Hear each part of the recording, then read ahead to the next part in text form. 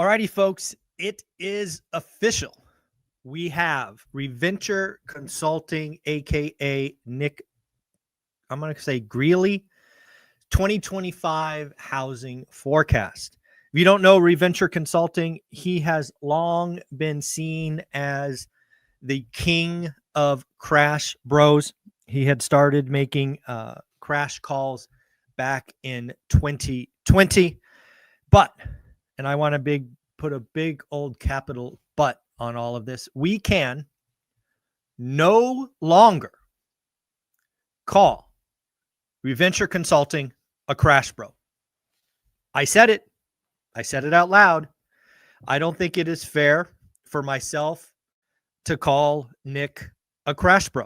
Why do I say that? Well, here is Nick's call for 2025. Again, this is the median home price. Actually, he's using the S&P Case Shiller. He is calling for, get ready for it, a 0.91% increase in home prices in 2025. Yes, Nick, that Nick, is no longer calling for an unheard of 20% crash, 15% crash, 50% crash. None of that. He is actually calling for, I'm going to round here, a 1% increase in home prices for 2025. So we now need to find the next king of crash bros, because at this point, Nick is sounding, frankly, like me. If you've heard my housing forecast call for 2025, it's 1 to 2%. I'm going to say that's close enough to 0.91 to call it the same. So, I don't know where the change of heart came from. I'm just appreciative that it happened. And you know what?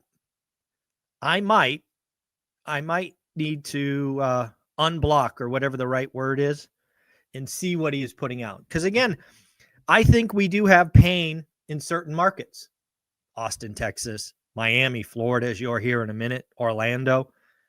But the median home price for the United States is not going down 20% in a calendar year.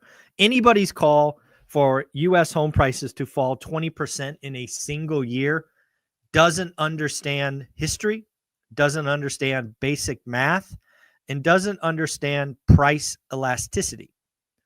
But that said, one more time, Nick Greeley, Reventure Consulting, is no longer a crash bro. He is essentially calling for a 1% increase in 2025 home prices. I want to say welcome and good on you. Good on you, Nick. I do want to talk about some data that I pulled out of realtor.com. There's a lot of stuff about housing as we roll out of 24 into 25 that I think is interesting. First and foremost, mortgage demand. Folks, what have I said for the better part of a year? Rates matter. More specifically, 7 bad, 6 good. Well, what do we have now? We have 7% mortgage rate. So if my theory holds, 7% bad, 6% good, mortgage demand should be down. Well, guess what? Refi demand down 36% week on week, although still up 10% year on year. Purchase demand down 13% week on week and down 17% year on year.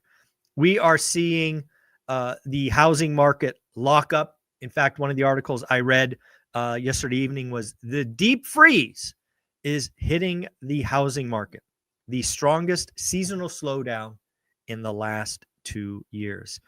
Deep inside the article, it says rates matter, keeping buyers on the sidelines.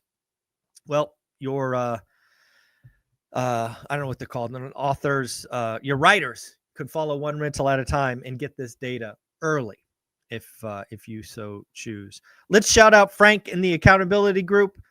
We had a Canadian investor join the One Rental at a Time community. This investor has 55 rentals, but now is looking to learn a new market of Ohio. They joined the community to network and learn. Also, there was a big preview about the out-of-state investing group, which kicks off tomorrow, Friday, 8 a.m., I believe. Already on the calendar, reoccurring event. Shout out Vincent and Lindsay for taking on that new group. So let's get into some of the data that we have seen. Realtor.com is calling for existing home sales to increase 1.5% in 2025. I'm going to take the other side of that trade. I'll take the below. I'll take lower. In fact, I think it will be the worst year on record when you adjust for population growth. So I'm going to take a negative number. In fact, I think it might be negative 1.5, negative 2, negative 3%. Interesting. When you peel back the inventory, the active listings, we still have a couple of areas of the country that are absurdly low, specifically the Northeast. The Northeast is down almost 50% from 2019, exactly 48.7%. They are up roughly 7% year on year, but still down roughly 50% from 2019.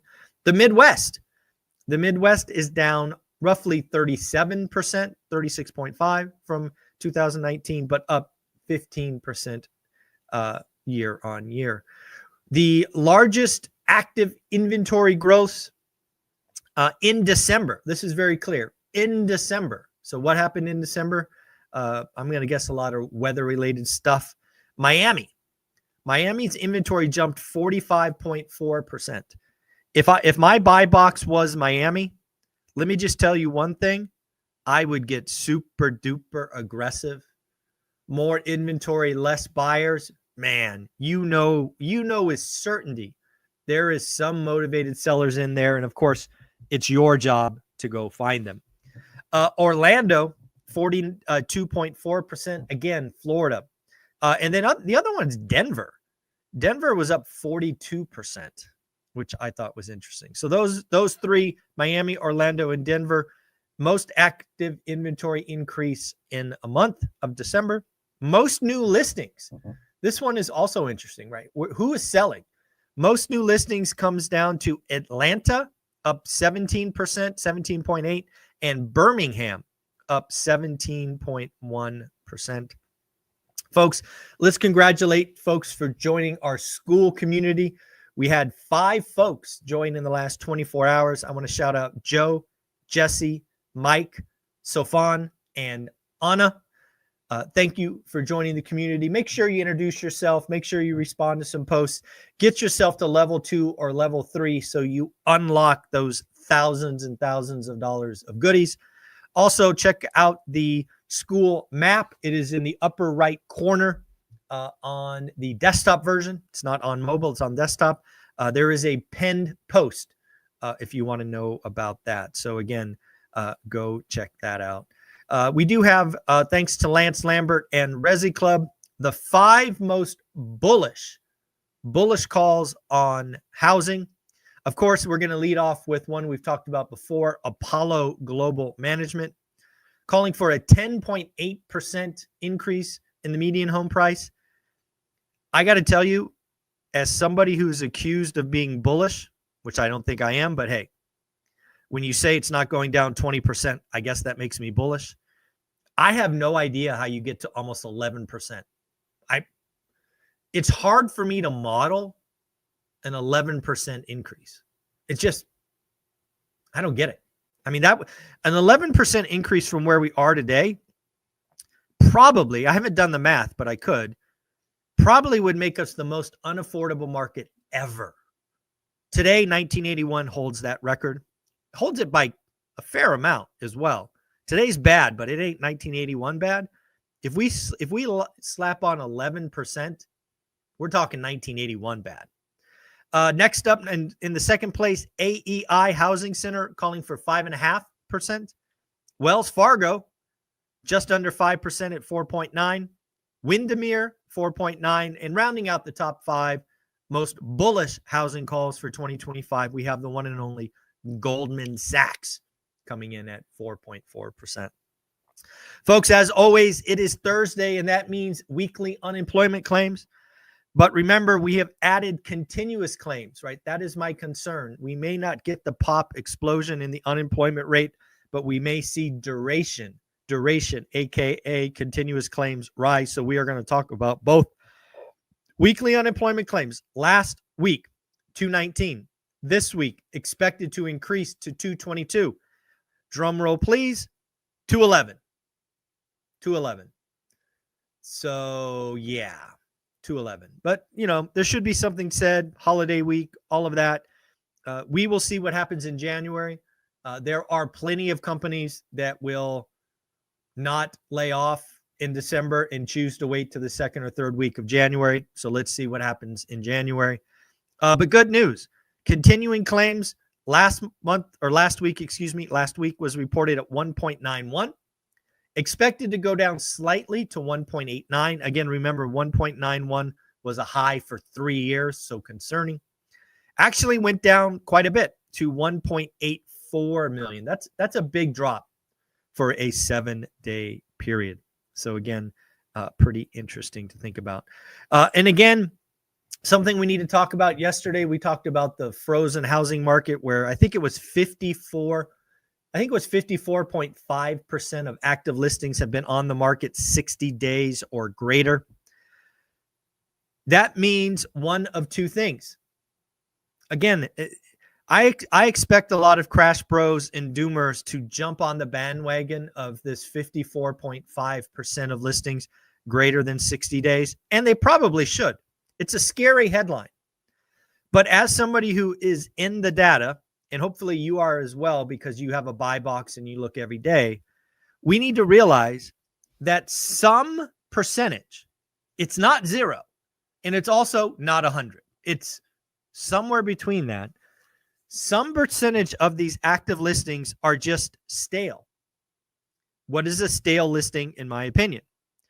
It is what I call wish pricing and laziness. Wish pricing is simply, hey, I'm a seller of a home. If I sell it at this number, I'll sell. Anything less than that, I won't sell. Now, most of these listings sign up for a 90-day or possibly 180, 3 to 6 months of active listings. A lot of these listings are frankly not getting shown anymore. In fact, the seller probably doesn't even know it's listed anymore. They've just forgotten. They've given up. However, it's still on the market. So no price reductions. That's probably a sign to look at. If you have an active listing in your buy box that's been on the market 60 days and does not have a price drop, that is probably wish pricing in a stale listing. The flip side of this, the flip side of inventory aging out is I get to go shopping. I guarantee you, and I very rarely guarantee, but I guarantee you somewhere in this market, there is motivated sellers, and motivated sellers are growing in number. Some people have to sell. And again, what I would look for in a listing that's on the market 60 days or greater is, have they had one, or dare I say 2 price drops? Again, folks, your job as an investor, and frankly, your job as a home buyer, is to buy a great deal. You make your money when you buy, not when you sell. You recognize it when you sell, but you make your money when you buy. So get aggressive. Follow up. We talked about a fourplex the other day, which I hope to get updated on because now it's after the first. It was listed for $550, and somebody in our community wrote the offer at $350. Now that's ballsy. Respect. That's the kind of stuff I'm talking about. Now, again, don't be stupid. Don't be silly. Don't write those kind of offers on first day listings.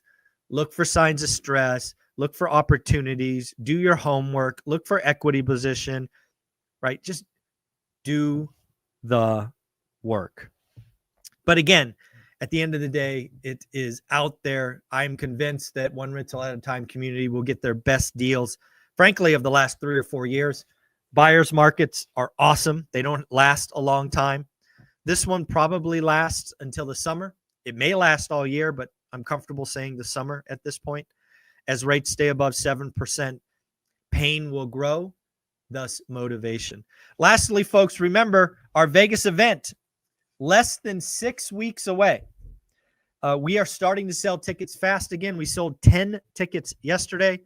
Again, remember, we did take the capacity down from 400 to 300. So if you have any intentions in going, I suggest you go to Eventbrite today and buy your ticket, book your flights, get your hotel going. It will be the can't miss event of the year. You're going to meet plenty of the millionaires, ask all kinds of questions, network, get friendships, and really learn about what makes real estate investing special, leads to financial freedom. I hope to see you there. If you do come, please bring your books, One Rental at a Time or 15 Conversations with Real Estate Millionaires. I'd love to autograph them for you. Jason Pritchard will be there. He's actually featured in the second book. You can get other millionaires to autograph your book. Actually, you know what? Let's try that. Let's put a bounty out there. If you're coming to the event, I want you to bring your book, One Rental at a Time. And on the front page, I want to see how many autographs you can capture from the various millionaires on the channel. And I will find some type of award. So bring your books. Let's make it a game. Let's see how many autographs you can capture. Again, there's going to probably be 15 to 20 millionaires that are on my channel. Many of them every week, some of them occasionally. But let's just see how many autographs you can capture of millionaires who have been on this channel. That should be fun. So, folks, buy the tickets, get there, join school. I think school is going to take off this year because we're doing it the right way. 67 cents a day. We're collecting go-givers who are all going the same direction, giving away free education, live events. It's just the place to be. I hope you have an amazing day. It is January 2nd. And one more time, Reventure Consulting, Nick Greeley is not a crash bro. He is calling for roughly a 1% increase in median home price in 2025. I think that's pretty awesome. I think that's pretty cool. All right, folks, take care. Later.